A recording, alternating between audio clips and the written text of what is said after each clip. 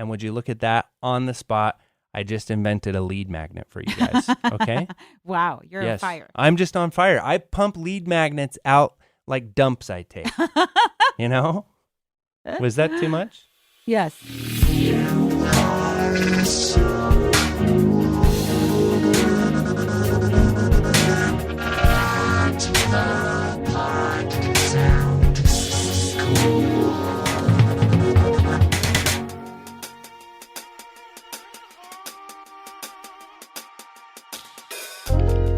Welcome to the Pod Sound School podcast. I'm Veronica, and I'm here with Studio Steve, and we help entrepreneurs, business owners, content creators, and podcasters to plan, produce, and launch and promote a successful podcast. For today's episode, we are going to be talking about the best practices for launching your podcast. With that being said, this episode is not only for those of you who are thinking about starting a podcast, but if you already have a podcast and you're thinking about launching a second season, this is a very informative and interesting episode that we put together for our audience today. Yes.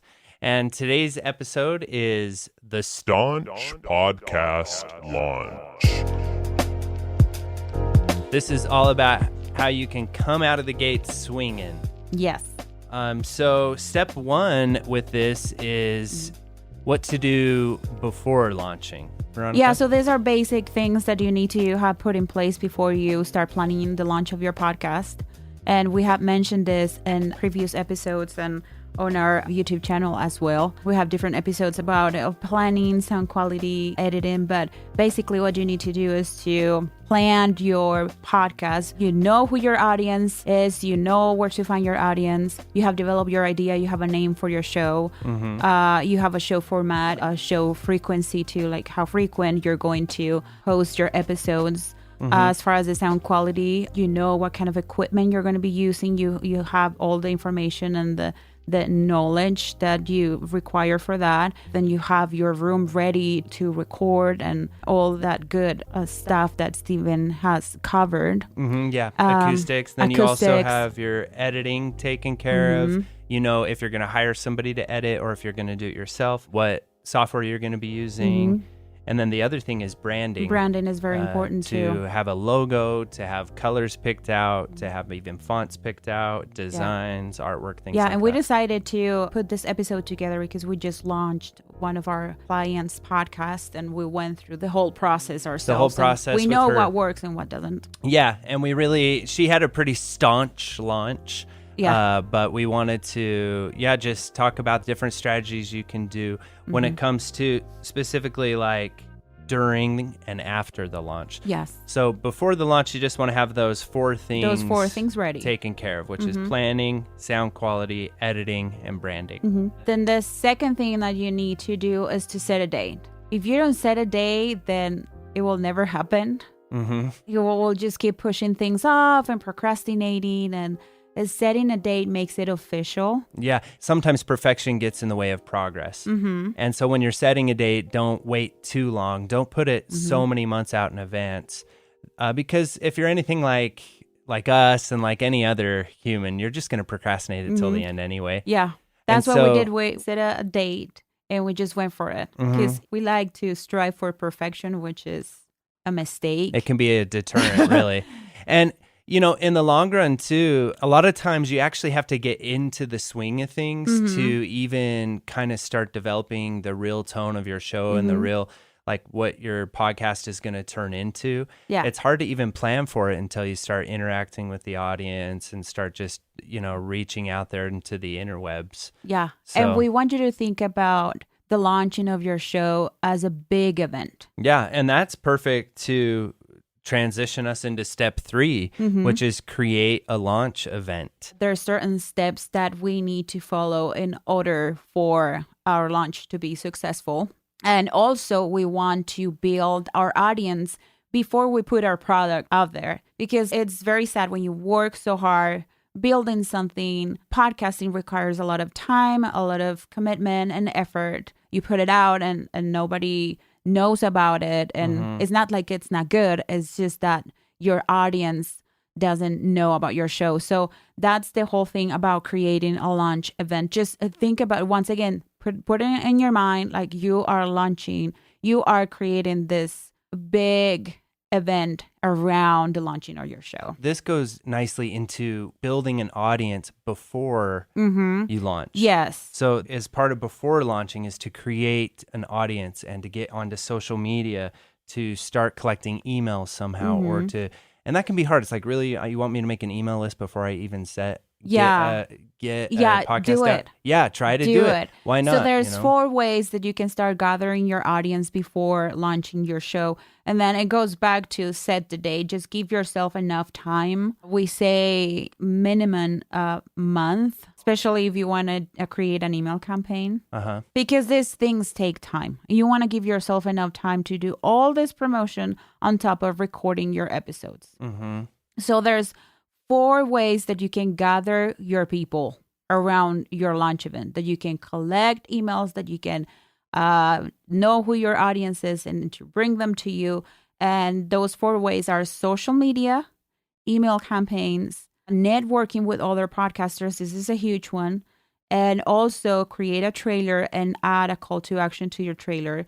And having a trailer has other benefits that we will be talking about later on this episode. Yeah, having a trailer has huge amount of benefits. And on your trailer, you can add a call to action like follow me on social media, and then you add your social media handle. So are we moving on to social media? Yes, social media. We are big on social media. We want to bring podcasters closer to social media and think about social media as your friend. Social media is your friend. Social media is your friend. Yes.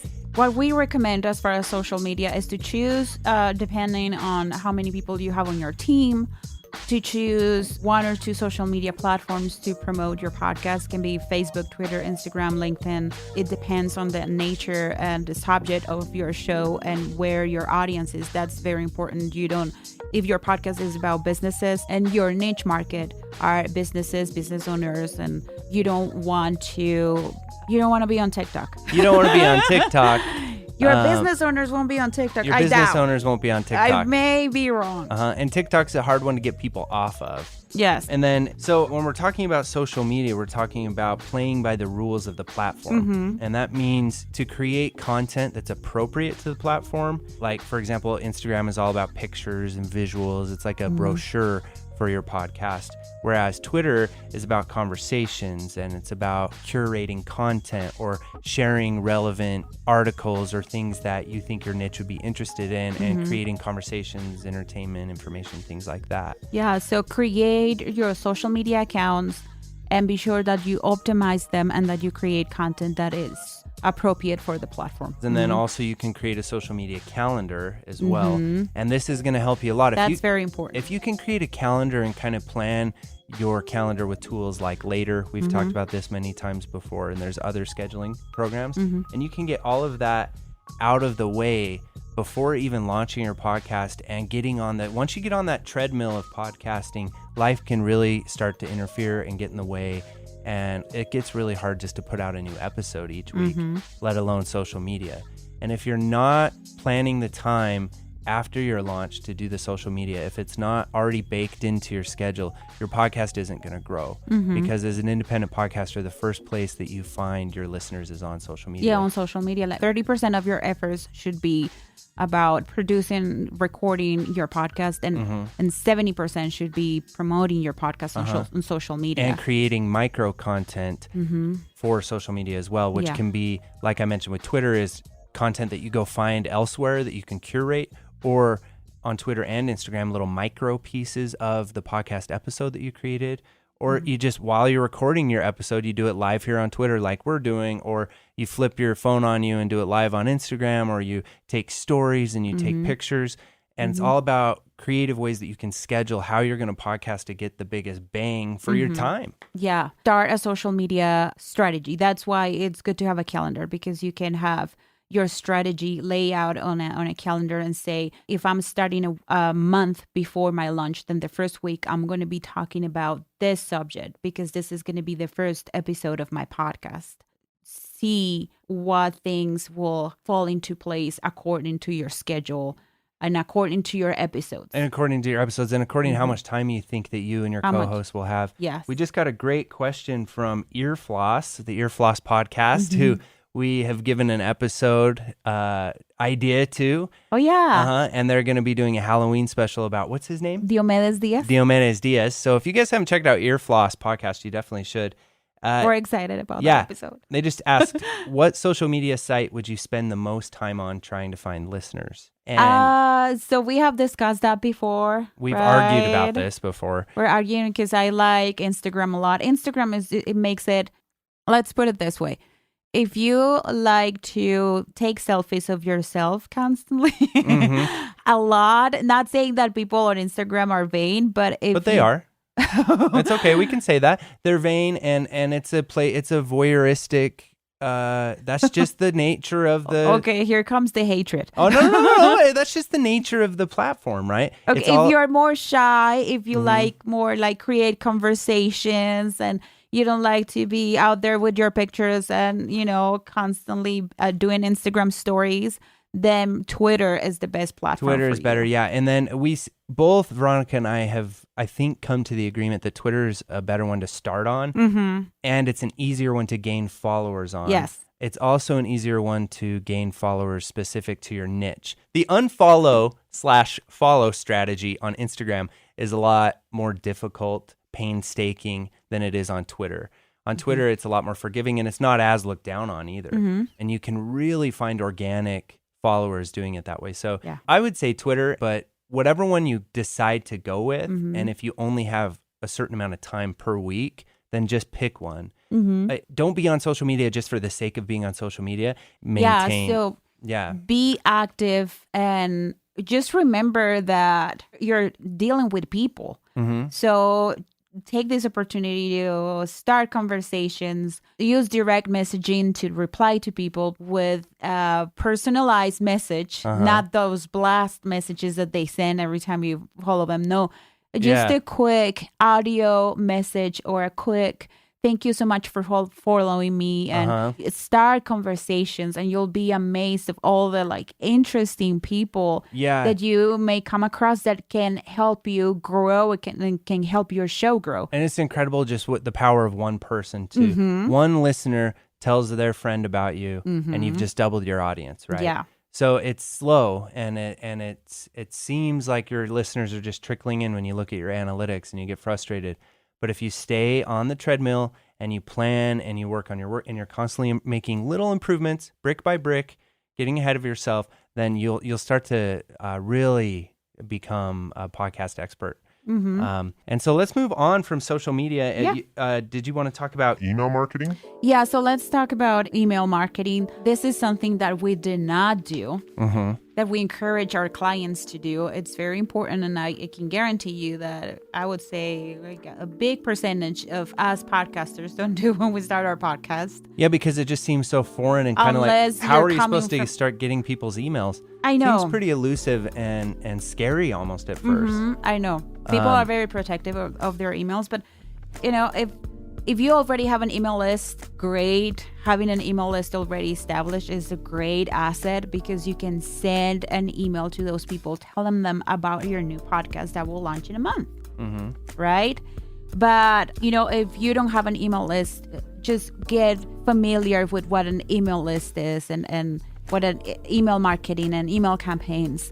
And you don't have to make it so big and out of proportion, and sign up for the $40 a month one. Yeah, you can get a $7 a month, something like that. And there's a lot of email marketing companies that grow with you, and then they allow you. We're really liking ConvertKit right now. We've also used MailChimp. MailChimp is very confusing. It wasn't very user friendly. Because it's a tried and true email marketing thing. There's so many out there, and I'm sure we're going to do an episode on email marketing in the near future. Yeah. As we start getting better at it. We don't like to do episodes on things that we're not good at yet, Yeah. So, and we're still learning with email marketing all the different ways you can collect people's emails. So the different ways that you can collect emails is to ask people to sign up for your newsletter. And also one of the ways that we use is create free content / lead magnet / freebie.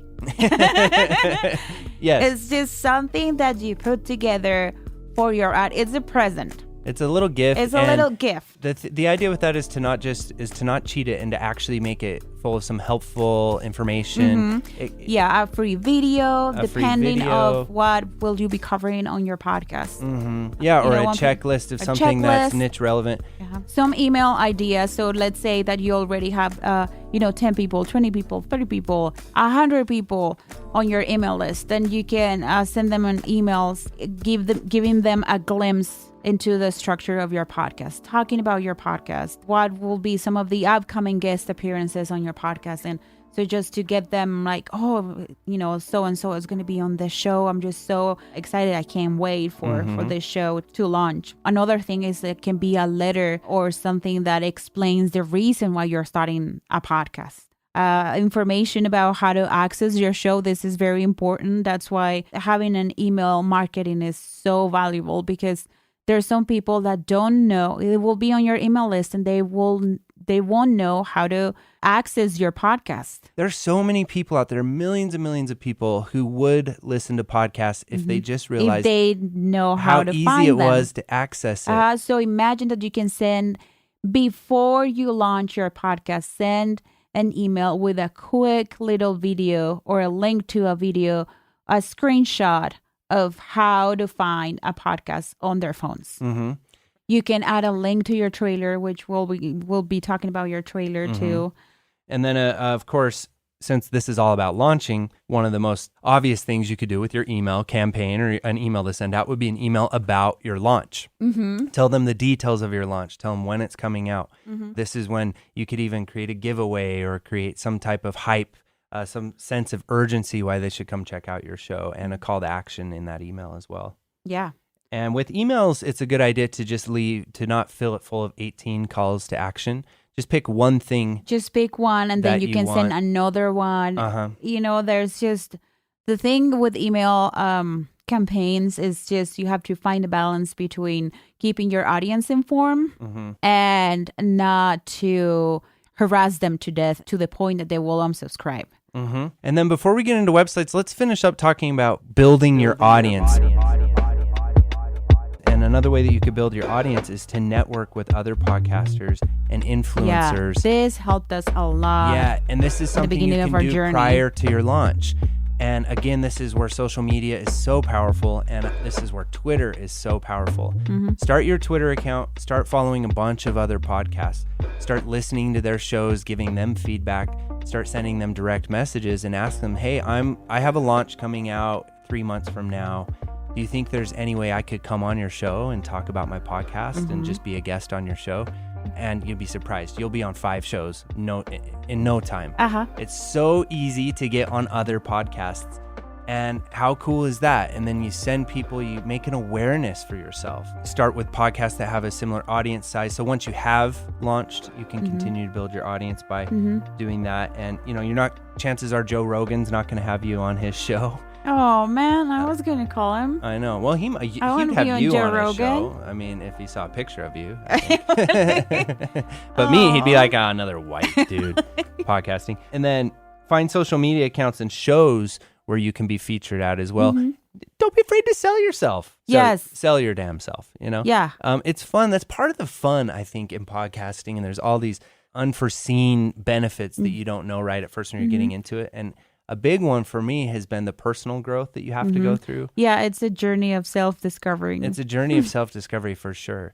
And don't be afraid to reinvent yourself. Don't be afraid to start from scratch, and don't be afraid to own your suckage. Don't apologize, but because you're great the way you are. Do it. So reach out and ask. Let's move on now to website, launching episodes, and iTunes. Or maybe you should do one of those. Can you do that as a soundbite? iTunes. No, do like how I always the grab whole thing? Yeah, like step 4. Oh, step 4: website, launching episodes, and iTunes. Yeah, that's great. We need more sound bites of you doing that kind of stuff. And iTunes. Yeah, that's real nice. Website, You want to have a website even before you start reaching out to people and before you start your social media and before you start going crazy promoting. You need to have a website. It's an expense that eventually you got to get around to taking on. And if you want to start a podcast just to get your feet wet to begin with, then that's where it's important to look into what host is going to allow you to convert to your own website eventually. Now we're going to talk about the trailer really quick and then launching your episodes. Okay.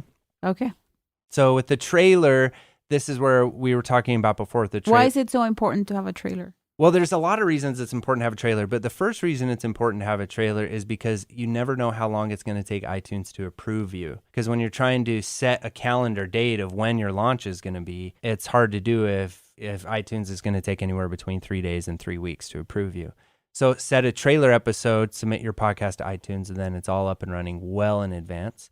And then everything we just talked about, the trailer, it's important because it allows you to help to build your audience, get rates and reviews, have something there that people can find you and subscribe to and start building your audience. Like I mentioned before, it's never a bad idea to have multiple trailers. Another thing you can do in the long run of your show, and a lot of podcasters experiment with as far as the hardship of the podcast treadmill, is to separate your podcast into seasons and to inform your listeners that you'll be taking a break. And during that break, that gives you an opportunity to set up another trailer and hype up and basically have little launches every season. Have another big season 2 launch. I love this because it's also an opportunity to reinvent yourself, to bring on new guests, to completely maybe to do some rebranding to maybe get a new microphone, maybe get a preamp now that you've checked out my informative preamp and interface episodes on YouTube. And then once you're ready to actually launch your episodes and release your episodes, many different people recommend to release multiple episodes all at once. And there's a lot of reason for that. One is because this whole thing is about nourishing relationships, creating relationships with listeners and nourishing them. So people like to binge on you. People want to learn more. So if somebody already likes you a lot from your first episode, it's cool to have more episodes there. Also, if you're interested in trying to get your podcast on New and Noteworthy with iTunes, one of the only ways to do that is to come out of the gate swinging with multiple episodes. And then you also might be thinking, if you've been podcasting for a while, like, shit, I didn't do any of that. Don't worry, we've done it too. Yeah. And that's, again, what I like to say about the in-between season launches, you know? So now let's So what will you do on your launch day?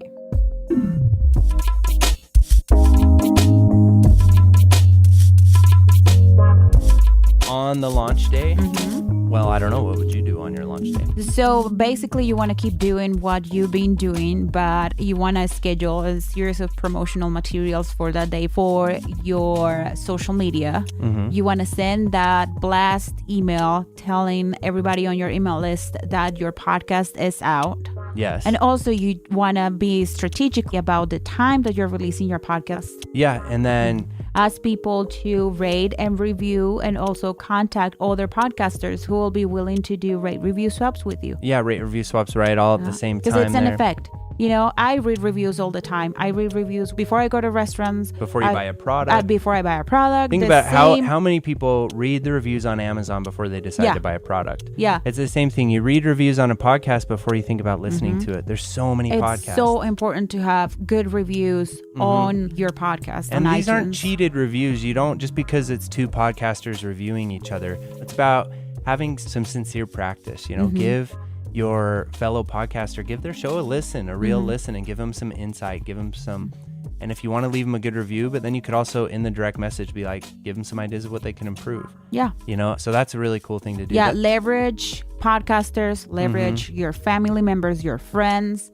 leverage if you have other social media accounts, make sure that they're all linked and that the other followers on your other social media accounts, that they know about this new project that you're working on. And leverage them, leverage people from your email list. The more the merrier. We welcome them all. Yes. And that's great. So that's the day of your launch. Make it a big event. You can also time out your episode releases hourly. If, like we said, you're going to come out of the gate swinging with 3 or 4 episodes, you could do one in the morning, one in the afternoon, and one at night, and have 3 corresponding social posts on Instagram and Facebook and Twitter all about it as well. And Instagram stories, use countdowns. Countdowns are very and the effective. stories, all sorts of fun things. Make an event of it. Make a day of it. Party your ass off. Yes. You Yeah. know? And take pictures of yourself getting drunk. Yes. Because If why you not? drink. If you know? drink. Yeah. Or, celebrating with kombucha. Yeah, kombucha's great too. And let's finish this episode off with what to do after your launch. What to do after. Pretty much you're going to be doing the same, but it's going to be less intense every time you release an episode. What you need to do to keep your podcast growing is consistency and keep engaging with your audience in different ways and keep putting out there a product that you feel proud of. Yes. That very good audio production, very good content. The product speaks for itself. If you're going to be promoting a podcast that you're not feel proud of, that that is not your best, chances are that it won't perform very well. Yeah. But if it's a very, very good product, it's going to go to places. The only thing that you just have to make sure is that you're going to be bold and go for it and reach out and show up. And be consistent. Yeah, that's it. And just continue the rate reviews Continue for a while. the rate reviews. Have a new and noteworthy strategy. Why not? I think it's always really good, and this is something we've advised our clients, is to always go for the new and noteworthy, because even if you don't make it, shoot for the moon. Even if you miss, you'll wind up among the stars. Even if you don't make it, it's good because you were pushing so hard for it, right? So set aside some time, and that's something when you're scheduling your launch, make sure that you have a week to 2 weeks of relatively an open schedule that time for you and your co-host, that you can both do a ton of rate review swaps, get a bunch of people over to listen to your podcast, push it really hard. And then after that, you send iTunes, you send Apple an email. And if you want to get your free Studio Steve new and noteworthy email template so that you can send a great email off to Apple Podcasts when you're ready, because that's the only way they're going to know to consider you for new and noteworthy, is you got to send them an email. When you're ready, just look at the episode description here below, and you can find our email template as a free downloadable PDF. And would you look at that, on the spot, I just invented a lead magnet for you guys. Okay? Wow, you're on fire. I'm just on fire. I pump lead magnets out like dumps I take. Was that too much? Yes. That was too much. Okay. It's okay because we have 0 people watching right now, so I can talk about my poop. Oh, okay. So that's it. After launch, it's like after taking a good dump, you just really... It's been a long week, you know what I mean? Went to bed at 3 a.m. Yeah, and the kids had these French science videos we had to make with chemical reactions, and of course I can't just put a camera on. The baby's teething. But thank you guys, everyone, for tuning in today. And please let us know how your podcast is coming. Let us know if you're about to launch. We'll give you some more advice, and we'll make sure to show up for your launch party and give you a review and a rating. And we'll make sure to give you some love when you launch your podcast. So come say hi to us. You can find me on Twitter at Pod Sound School. Or you can find me over at Instagram at Pod Sound School. Follow me. Yes, and also we have a Facebook group, Podcasting for Bosses. Follow me. Come. Follow me, people. Follow Veronica. And then also we have a Facebook group, Podcasting for Bosses. And is there anything else we're forgetting? No. Te amo, mommy. My mom is listening. Things just got really weird. I started talking about my dumps. And then you were singing Phantom of the Opera, I think. A Follow Me version of Phantom of the Opera. Andrew Lloyd, Veronica over here. And dumps. Follow me. And mommy issues and launching. But remember, people, stay staunch with your launch. Happy casting. Happy casting.